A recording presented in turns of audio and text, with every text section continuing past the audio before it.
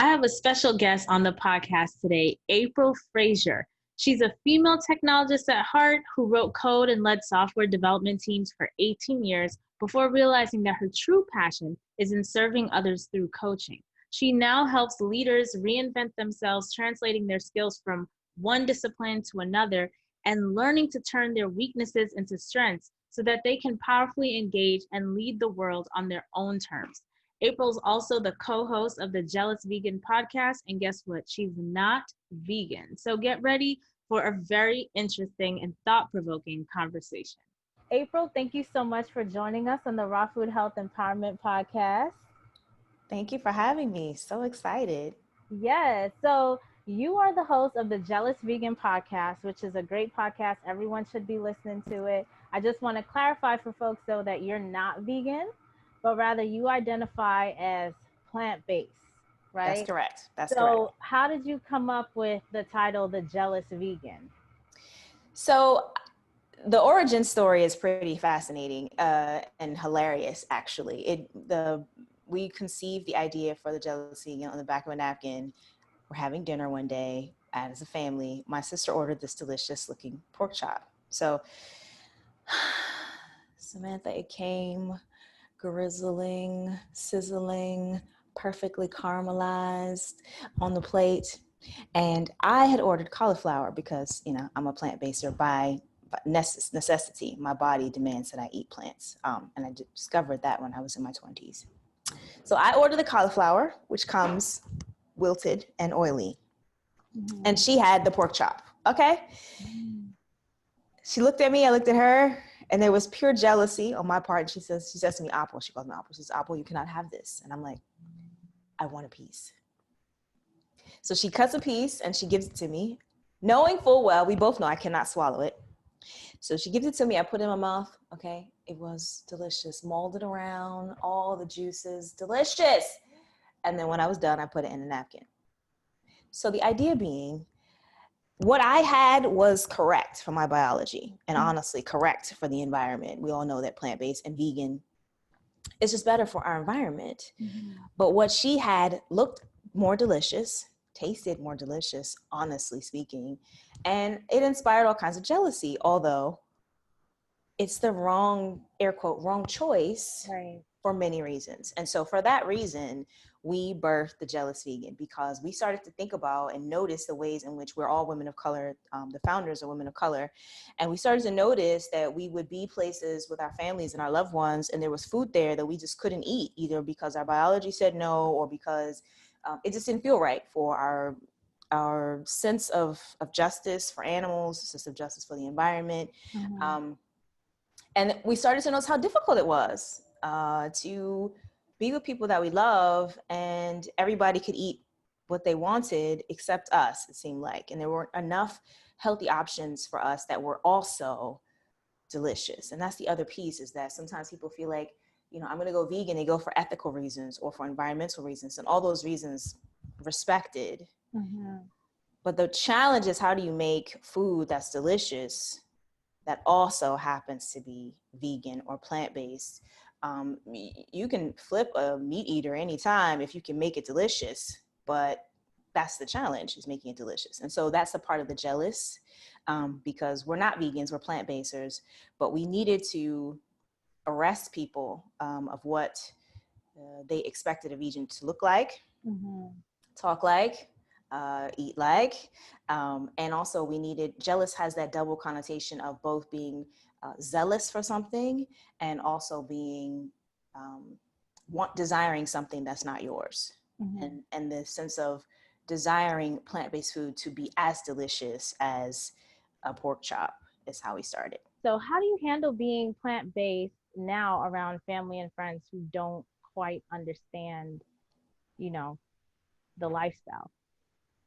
The most common question that I get is, okay, so you're vegan. No, I'm not vegan. I'm plant-based. So you eat fish. And then I'll say, I eat anything that has a plant parent. Usually that will slow people down enough to process, like, oh, okay, so nothing that actually had a brain. Mm-hmm. And that usually gets the conversation into a place of curiosity, which is where I'm always looking to provoke people, because there is as much judgment, I feel like, of people who don't eat meat as there are people who don't eat meat against people who do eat meat. Like, what do you mean? How can you be a carnivore? Or how can you be a vegan? That means you can't eat blah, blah, blah, blah, blah. There's all this judgment that's laced on both sides of the divide. Mm-hmm. And all I'm looking to do is provoke somebody into slow down and get curious, not judgmental. And a lot of the judgment honestly comes from people feel like, well, how can you do the thing that I can't do? There's a sense of like, you're judging me because I don't do that.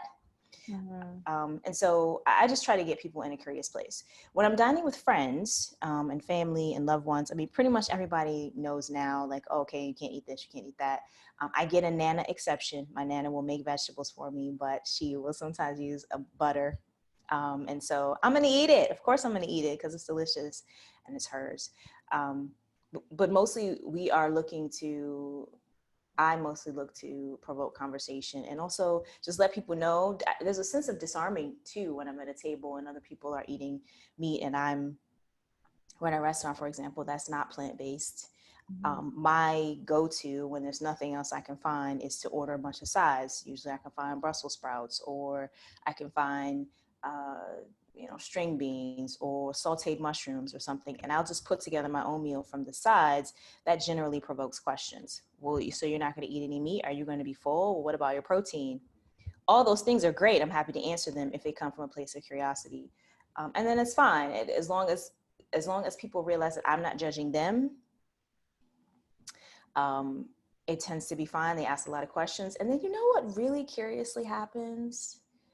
People are like, yeah, I could never do that. Or I would love to do that, but I just don't know how. Mm-hmm. And these are like diehard meat eaters will say these things to me like, no, I can never give up bacon. And then when we talk through it and I tell them what I'm up to in the world and I tell them how I eat and I tell them how I healed hemorrhoids at 27 because I was having some health conditions and skin issues and anxiety and all these things, then they're like, you know what, I wish I could do that, I just don't know how. And that's the second biggest question. How? Where do you get your protein and how do you do it? And so for you, that's like a win, right? Because you basically started a conversation. Yes, which is exactly what I aim to do. Yeah.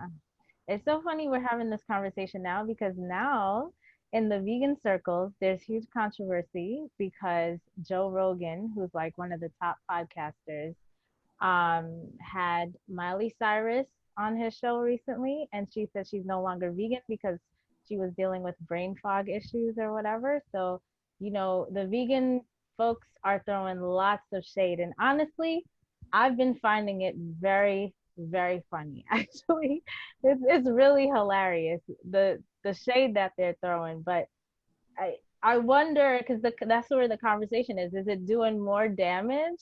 Which to me, it's like science is science. You got to do what you feel is right for you and your body. And if you're under a lot of pressure, because I've heard that before, where people who they feel like, yeah, eating plant-based is healthy or whatever, but then they have a child and the doctor is putting pressure on them to not have the child follow a plant-rich lifestyle, right?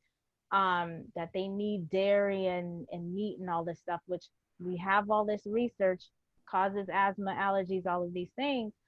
And it's just like, people have to do what they need to do to not have that anxiety because there's all this fear, and it holds them back, but there are consequences to these things. So it's a huge tug of war in this space. And I don't even know which way is the right way.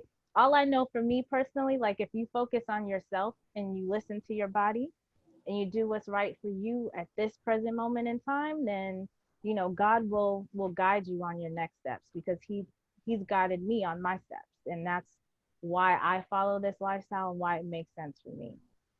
Yeah, I applaud you for that because my friends know me as the high priestess of listen to your body. Like if there is anything I'm going to die with on my tombstone, it is listen to your body because I'm a huge advocate for that. But I was also listening to one of your previous episodes. I think it was Christine, where she talked about healing gout and IBS and all these different things, right? I think when people have a real health condition, like that's immediate and urgent and serious, then they tend to want to make more of a shift. But in the absence of that, it's just kind of like, there's no real motivation to shift. There's no real motivation to do anything different. And also there's some really powerful factors, generally speaking, involved in keeping us doing the same thing we've always done. There's nostalgia from the food that we used to eat. There's just a knowledge of how, if you're used to eating a certain way, how do you change that? And give yourself grace for needing to make a transition. It's not going to be one day I'm this way and the next day I'm a totally different way. Most people don't do that. Some people can, like giving up smoking. Not me, but some people are able to give up smoking like cold turkey, and some people need some transition, right? And a struggle. There's a bit of a struggle sometimes with making that change. And I really feel compassion for both sides of the divide. And I also feel kind of angry that there's even this kind of conversation. Food is not supposed to be a political argument. Or even politics, It's the greatest measurement of what's right for you is how do you feel? How much energy do you have? Really, that's the thing. Not how you look, not how ripped your abs are, not, whatever. It's how much energy do you have? And how well do you feel? Right. And if in a place like Miley Cyrus, I think there was another celebrity I heard. I think it was Anne. I can't quite remember, but she also went off of vegan. She'd been vegan for some time, and then she went off and she said it felt like her brain was rebooting when she ate meat for the first time, which to me speaks to, well, then, you can have French fries and technically that can be vegan. But that's not going to give you the optimal energy. Right. So how calculated are you about being vegan? How much fiber are you getting? How much, beans are you eating, lentils, or are you just eating like a veggie burger and French fries? Because that's going to impact how well you feel. And it could all be plants technically. But that doesn't mean that it's good for you, which is also a reason I'm not an advocate for fake meats. I think some of them are good. I think they're great if you're going in terms of tasting good. And I think if you're making a transition and you're looking to replace your beef burger, then yes, try some of these other burgers as a gateway. But ultimately, that's not these plant-based burgers or vegan burgers. They are made in a factory. They're not made from whole foods, generally speaking, and they're doctored to. There's one I won't call who they are. But there's one you can put them in a pan and they will actually like bleed. Like red comes out and it's got like little nodules that look like fat. Something's wrong with this picture. Again, it might work as a gateway, but there's something wrong with this picture. And the biggest barometer is not like how much does it approach meat, but how well do you feel? Personally, I don't feel very good when I have them. And I think people have really lost contact with that truth that you should be listening to your body, and that energy should be how you judge how well your diet is going. Yeah, that's great. Is your significant other plant-based also? No. So that was the biggest. My friends were all laughing because he watched Game Changers, right? Somebody who listens to our podcast, we talked about Game Changers in one of the episodes, and she put him onto it before we met. And he saw Game Changers. Have you seen it? The documentary? She put him onto it and he was like, okay, I'm hooked. I'm in.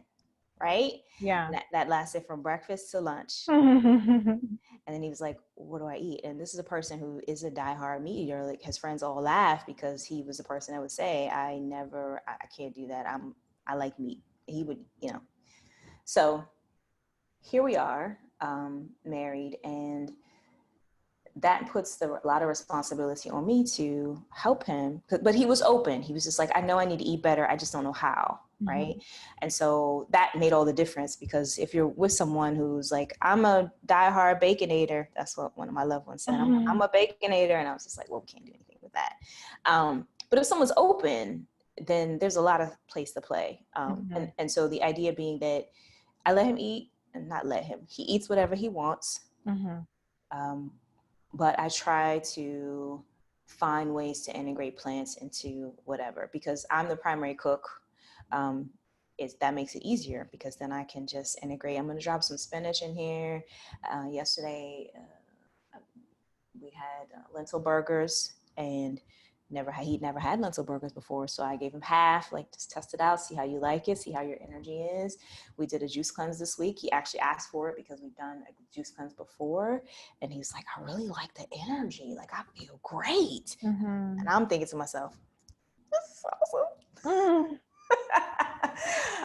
But just knowing that energy, he's like, I feel the difference. Yeah. Now that's what's really going to be compelling. That's what's going to shift, because now you have the contrast of what it's like when you're eating one way versus another way. That's more compelling than someone's political statement or, vegan morality. More compelling when you feel it in your body. Better for you. So I like the way you're like, you have a lot of grace for people, and I feel like you need an immense amount of patience for that. So where does that come from? Well, I guess first and foremost, I do believe in a golden rule. You should treat other people the way you want to be treated. I believe that. Judgment doesn't change people's minds. All it does is close hearts. So if you want to open somebody to something, then lead by example and lead with love. And love provokes curiosity. Judgment provokes more judgment. And that's never the place to open things up. That's going to close things. And once the heart closes, doesn't matter what you put on a plate or what it tastes like.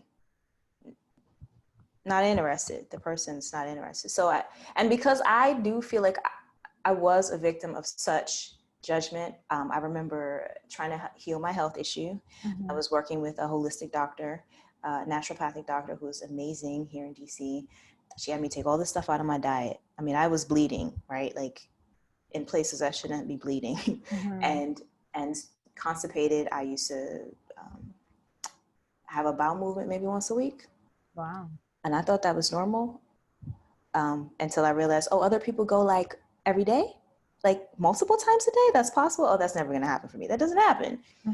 She put me on a diet where she took everything out of my diet that was animal based. She gave me a CalMag supplement to take, which softens the stool, also hydrates the colon. It also has a calming property. Like liquid CalMag was amazing. I didn't realize something so simple as a supplement could help.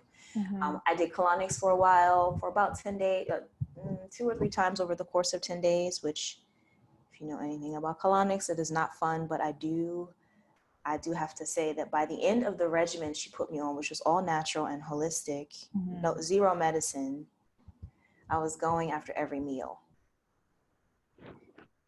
But at that time, I would have to go places. I was married previously, and I would have to go places to a gathering or something, and people would be like, the well-meaning friend would come over and be like, hey, you should try my mac and cheese, which happens to have bacon and sugar. Who puts sugar in mac and cheese? But you think I should try it? Okay. And I would say, I'm detoxing. Well, it happened for so long because I was on this journey. She would say things like, you're always detoxing. You never eat my food, right? Totally in her own framework, not even compassionate to perhaps what I was going through. And I could have brought her into my journey. I could have said, well, listen, I have this health condition that is scaring me, honestly. And I'm working with a doctor to try to find the source. But why should I have to do that in order for there to be compassion? And so it's a lesson that I carry forward, that I don't need to know the particular judgments, the particular problems that people are going through to express compassion. I don't know what your situation is. I don't have to know in order to honor your truth. And that's the place I come from. Like if a person comes to me that they're a diehard person, a diehard meat eater, okay, I'm going to honor your truth. And are you open? Cool. And if you're not, also cool. I'm going to still do my thing though. And that bit of non-judgment, coming from a place of love and leading by example, tends to surprisingly open people up to start asking questions, which is like all I want in the world. So if your husband then never because you don't call yourself a vegan, but you don't consume dairy or eggs. Correct. So you basically eat a vegan diet. You just don't call yourself a vegan. Well, no, because I get a nana exception. Sometimes there's butter. Sometimes I just prefer like butter on my toast. And if I'm feeling that way, I'm going to have butter on my toast. I think today I did have an egg. I was craving an egg. I also had this black magic juice, which has the activated charcoal in it. So, but ask me what I'm eating the rest of the day. I'm planning on chorizo tacos, plant-based chorizo made from walnuts, tacos. And so the idea being that I'm not a vegan, and no one on the Jealous Vegan team is. You might see my sister eating a burger one day, but overall, we try very much so to eat a very holistic, very whole plants diet because we recognize how important it is. Integrating all of the good wisdom of juicing and acupuncture and all these things that can help us get calm and get clear of the things.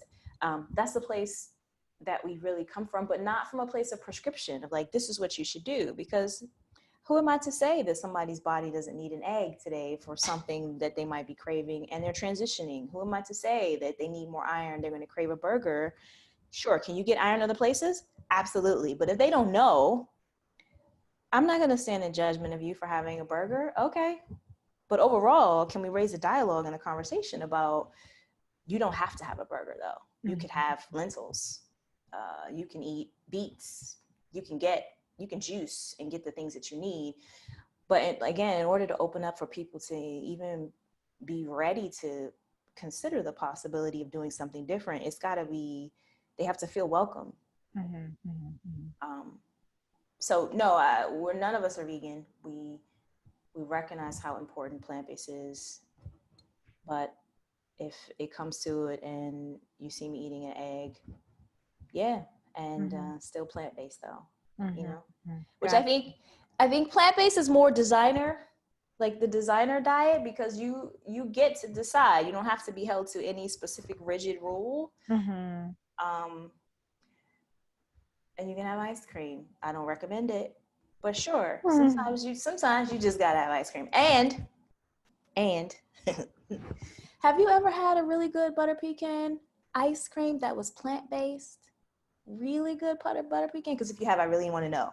I love So Delicious brands, honestly. Yeah, it's refined sugar, has a whole bunch of stuff in it, but So Delicious, if they ever offered me a job, I'd be like, yes. I love all of their ice creams. I mean, I have my core favorites, but they've never disappointed. But butter pecan, do they have a butter pecan? You know, I've never been into butter pecan. My family's from Jamaica, so I tend to gravitate to the West Indian ice creams that I used to eat. So like, you know, the grape nut and rum and raisin were ours. And so how that transcribes now into So Delicious, they have this mocha almond fudge. So you have the nut in the ice bomb. Okay. Really? Okay. But I know they do have like a butter pecan version. I just never had it. That's not a flavor that I would gravitate to. But okay. So Delicious, worth a try if you're okay with having refined sugar once in a while. Obviously, you shouldn't live on that type of food because it is processed, whatever. But it is good. But there are days where you just need you just need that. You just want it, yeah. Right? And yeah. And that's where it's like I try to catch myself sometimes because I like the 80-20 rule, which is like, because otherwise you end up being like orthorexic, right? Those people who are just die hard, like, I need to be detoxing all the time. I don't believe in that. Like, I believe in eating clean as much as possible so that I don't have to do some kind of extreme thing to fix myself. Like, I like doing the same thing for the most part consistently. And that's just how I work. I know some people, they rather just eat all the junk and the crap, and then, you know, once in a while they'll have like a schedule, their detoxing schedule, so they do a detox, or something comes up, they get bloated, they get constipated, whatever, and then they'll do something to try and fix it, and then they go back to their thing because they're just not ready, they're just not mentally there, even though they have like, they'll say the same things like you, like, yeah, plants is good, but they're just not ready to fix bad habits or whatever. Yeah. So for me, I follow 80-20. 80%, I know the majority of the time I'm eating clean. I will have my So Delicious ice cream, you know, whenever, just because I'm in the mood to have it, you know. And I don't feel any guilt about it. And, I really encourage folks not to be crazy about the thing. Like, obviously, don't eat yourself into death, right? But don't be neurotic about it so you have an anxiety over the food that you eat, because I just don't think food is worth that. Plus, the anxiety and stress causes issues also, So I agree having with you good on. balance, having grace with yourself and having grace with other people. Because I know, like, in a family dynamic, when you are making changes for health reasons or otherwise, it gets to be very difficult, because I think we even talked about it before, how they feel some kind of, like, I don't know if it's shame that you're not eating what they're eating, and maybe they feel like you think you're better than them because you're not eating like them or whatever. So there's like all this unspoken stuff, and it just ends up turning into anger, you know, um, between folks. And like, how do we get to a place where we can just honor each other's personal choices without it breaking up relationships, Yeah. you know? I love that you bring that up. And I think what you said is really insightful that, um, you know, I'm a confidence coach by trade, and I teach that feelings are a signal, Mm-hmm. and anger is that, it's often an emotion that's kind of like a covering emotion. Like that's the thing you're feeling, but that's not really what the cause is.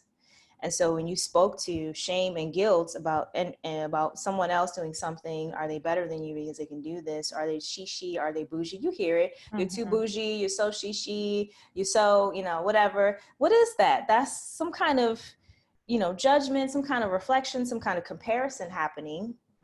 But it could manifest itself as anger. And there's a lot of things that come up at the dinner table or any table, any time of day, that we ultimately are trying to just share in a beautiful experience with people that we love.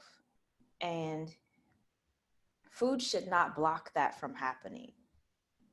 Um, I really feel like opening the dialogue to, hey, your choices are your choices and you have to live with the consequences, as do I. So I'm not here to judge you. Whatever you're doing or not doing, you let's talk about it. And I think that, to me, at least from my perspective, has been missing in the plant-based space. People are just like, you should eat this and you should eat that. There's a plethora of the resources out there that will push recipes on you and tell you what you should eat and why you should eat this and why this is bad, why your eating is bad, why this is good. And it's not that it's untrue, but knowledge doesn't change people's hearts. And when you're talking about changing a diet, you're talking about not just the food itself, what they're used to, what the body's used to, but all the emotional stuff that comes with it when you're dining with loved ones and you're making a change, like changing your religion. It's like, well, you don't celebrate Christmas now? Like what? Yeah.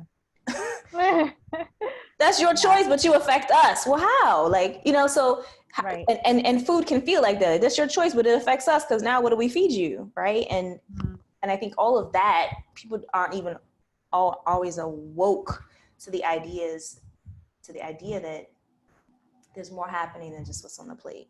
Right. Yeah, yeah. I like that you mentioned that you're a confidence coach. And a lot of folks right now are saying that they can't afford to invest in their health because they lost their job or they feel somewhat insecure in their current job right now.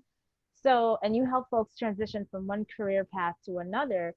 So, how can folks, in your, opinion, take advantage of this transition period? Because I see there's a lot of opportunity and there's a lot of fear simultaneously. So how can folks take advantage of this so that they can gain some financial security so they can invest in their health and not, neglect that during this time? Yeah.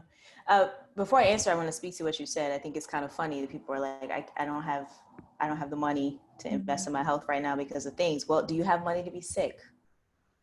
Do you have That, time? Do you have time to be sick? Um, right.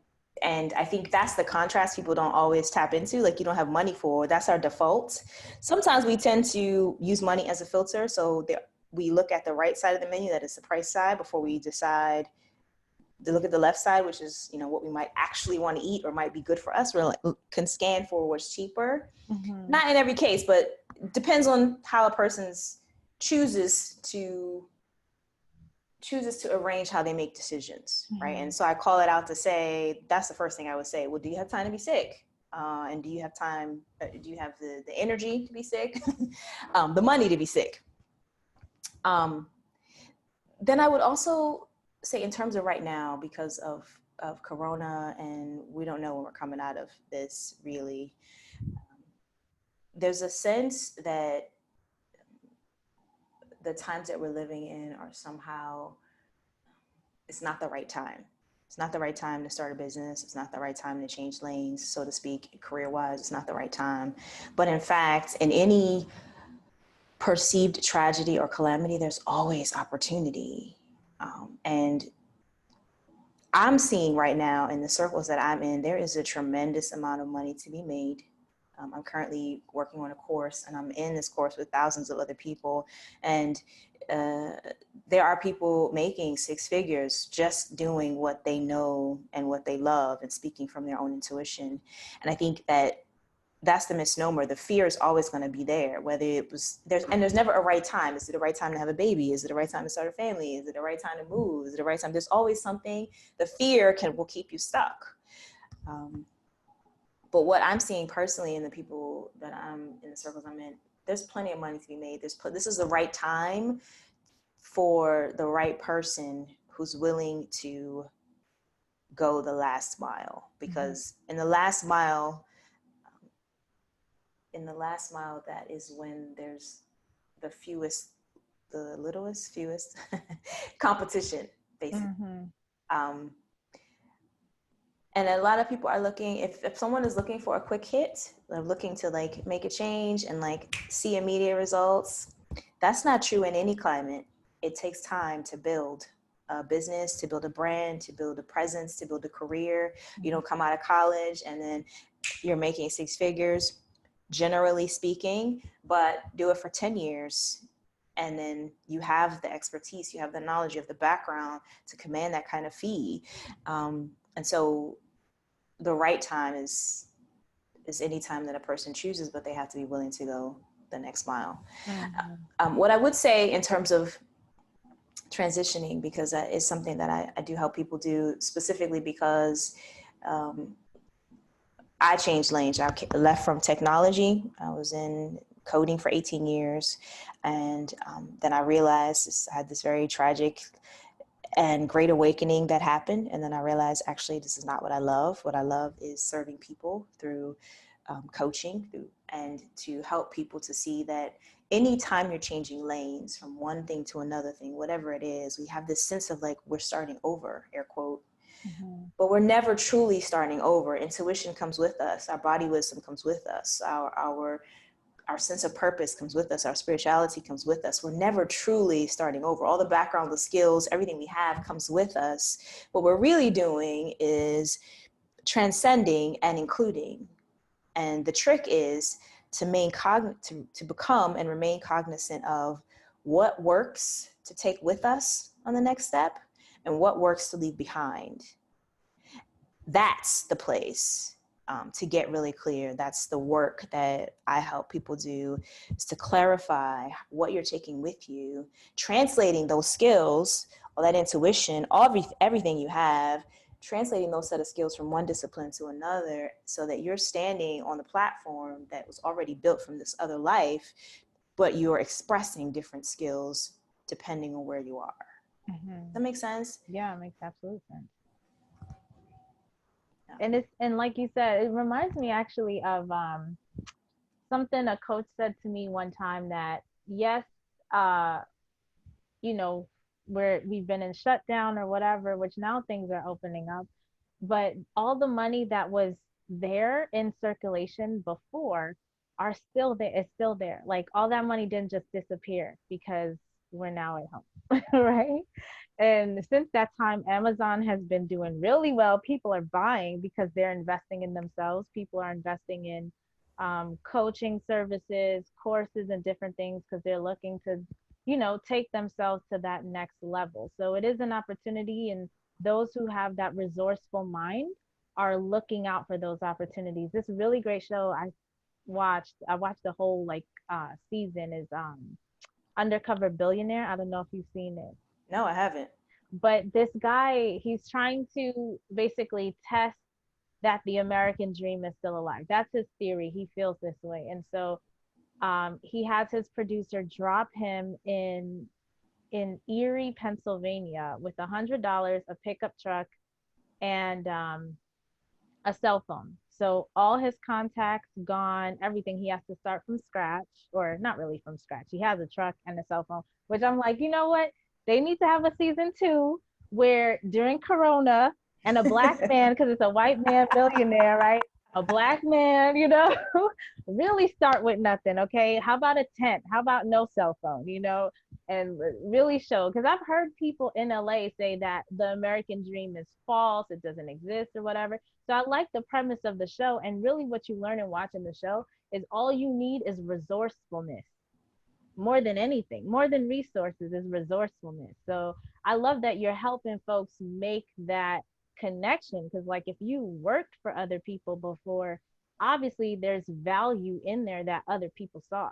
So it's just about how can you pivot it now during this time to maintain your financial stability, because I personally feel once you have a job and that's your only source of income, there's nothing really secure about that, because these companies, they only really care about themselves. They can up one day just close tomorrow and like, deuces, thanks for all your hard work, but we're closing down, Yeah, yeah. So yeah, I love that. So that's awesome. And I think what you said is key, that people have a sense of like, if I'm collecting a paycheck every week, then I have some sense of security. When in fact, honestly, if Corona's taught us not anything, there is no security. So this little virus that came out of seemingly nowhere, circled the Right. globe and like shut down the world. Like nobody saw Corona coming last year.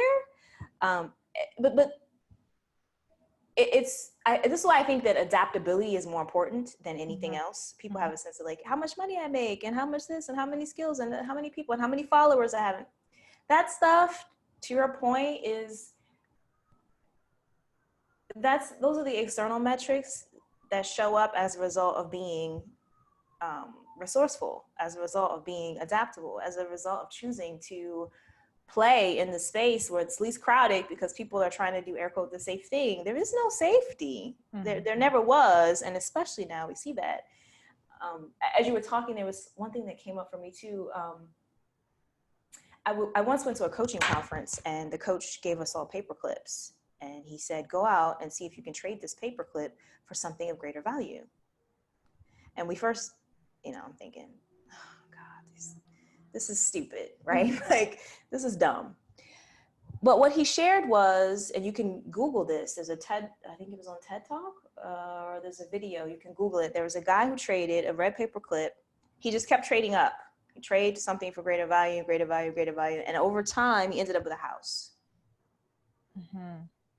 And the idea being that I played it for a minute. Actually, people were willing to trade me. They just to play the game. I got a soda and I got a really nice pen, and it just kept going. Like people were willing, yes, to trade down with me, to trade up for the purpose of playing, for the purpose of humanity. But what it also taught me was you have to be willing to play. You got to be willing to ask for what seems impossible. No one's going to trade down. That's dumb. Yeah, people actually will if there's a compelling reason and they feel like they're a part of something bigger. Yeah. Do you know what I mean? So that to me speaks to that thought came up for me when you talk about resourcefulness. It's like, are you willing to play? Or are you looking for a quick hit where you just like, I'm gonna go start a business and then I need to make instant income. That's not how it works. Anybody who looks like an overnight success really was building for years. They may have been building in the shadows, but they were building for years. It's very rare that someone sustainably builds. Yes, they can go on Facebook and they can make $40,000 from a coaching practice they just launched, but can they sustain that? Can they get that over time and build it in a way that they don't lose it, and that they, so it's never as instant as people might make it seem, but for resourcefulness, adaptability, and a willingness to play, you can have the success that you're looking for. And success, we can talk about the definition. A person should really think about what that success looks like. Is it measured solely by dollar value, or is it measured by quality of life, or something else? Because if you consider failure as not this pejorative thing, if you consider any failure to really be a lesson, then you're never really failing. Right. Regardless of how much money you make or don't make, you're always winning, because either you're winning or you're learning to win. And either way, it's valuable. Anyway, don't get me on a soapbox, because I absolutely could go on that for it. Yes, yeah. That's why I really love this show. And I love what you're doing, because it's all about investing in yourself. Like, you bank on you. You're responsible for you. You're the only person who you can blame or, applaud if something goes well or doesn't go well, because you are in charge. You are driving the ship. You're not a child. We are all responsible for ourselves. And so it's relevant for health, wealth, everything else, right? Physical activity, everything, our happiness, all of it is a choice on, are you investing in you and your future, or are you being dependent on others? And I know for me personally, I don't feel safe depending on other people. I can only bank and depend and rely on me to take care of me. So I love that. So thank you so much, April. Where can folks find you online so they can connect with you and everything you're doing? You can reach me at Forward Coaching, frwdcoaching.com. I'm available on Instagram. I am FRWD. I'm Forward on Instagram. Send me a message, sign up for the newsletter list, and I'd love to connect. Yeah. Awesome. And all those links are going to be in the show notes. So thanks again, April. I love that. Moving forward. We are moving forward. Progress forever, right? Backwards never. So thank you. Thank you for having me.